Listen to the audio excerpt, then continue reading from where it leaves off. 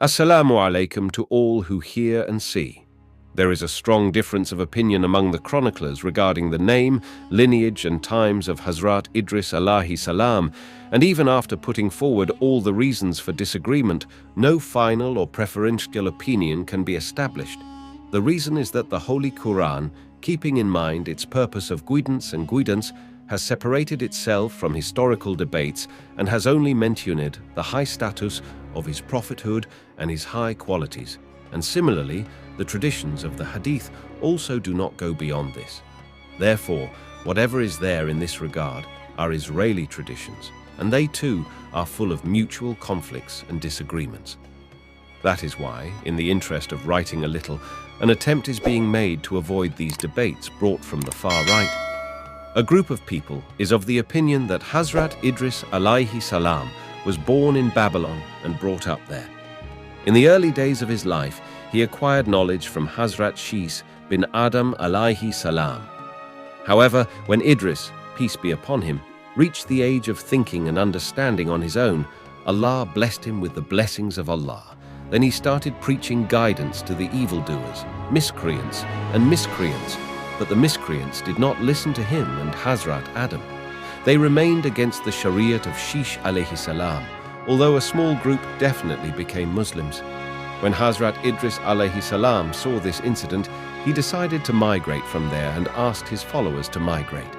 When the supporters of Idris Alahi Salaam heard this, they felt very sad about leaving their country and started saying that how can we get a country like Babylon? Hazrat Idris Alahi Salaam consoled him and said that if you bear this trouble in the way of Allah, then His mercy is very widespread. He will definitely reward you well, so do not lose courage and bow down before the orders of Allah. After the consent of the Muslims, Hazrat Idris and his group migrated to Egypt and chose a good place on the banks of the Nile and settled down there. Hazrat Idris, peace be upon him, and the group that followed him started carrying out the duty of spreading the divine message and ordering good and forbidding evil. It is said that in his time 72 languages were spoken, and by the grace of Allah he knew all the languages of the time and used to preach tablighi to every congregation in its own language. According to a tradition, Hazrat Idris Alahi Salaam is the first person who used the pen. Apart from the message of Deen Ilahi, Hazrat Idris Alahi Salaam taught and studied the Tamaduni state and urban life, Tamaduni ways, and his trained Talib knowledge. They populated more or less 200 settlements. Hazrat Idris Alahi Salaam also trained these students in other knowledge, which also includes knowledge of wisdom. Hazrat Idris A.I.S. is the first person who started the knowledge of wisdom, because Allah Ta'ala taught him about Afalak and its tricks, the points of their gathering and separation, and the secrets of their mutual attraction, and gave him the knowledge of countless calculations. And if the knowledge had not come through that prophet of God, it would have been difficult for human beings to reach there. He determined the rules and regulations for different castes and groups as per their condition and divided the whole world into 4 parts. After dividing the land, a ruler was appointed for each quarter, who was responsible for the politics and kingship of that part of the land. And it was made necessary for these 4 that the law of Shariat will be superior to all the other laws, which is based on the revelation of Allah. I have given it to you through this medium.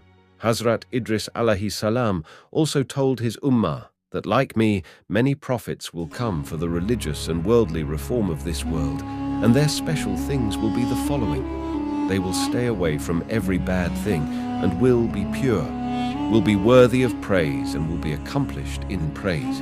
The condition of the earth and the sky and those matters in which there is cure or death for the universe will be known through Wahi Ilahi in such a way that no one who asks will remain hungry or thirsty. He will be the giver of blessings. The revelation of the feast of their religion will be the reformation of the universe. When Hazrat Idris Alahi Salaam was made the owner of Allah's land, he divided Allah's creation into 3 classes on the basis of knowledge and action. Their status was decided on the basis of Kahin, king, Riya, people, and Tartib. Was considered to be the first and highest status, because apart from himself, he is also answerable to Allah Almighty, in matters related to the king and the religion. The king was given the second status because he is accountable for the affairs of the nafs, and the state and the Riyah is accountable only for his own.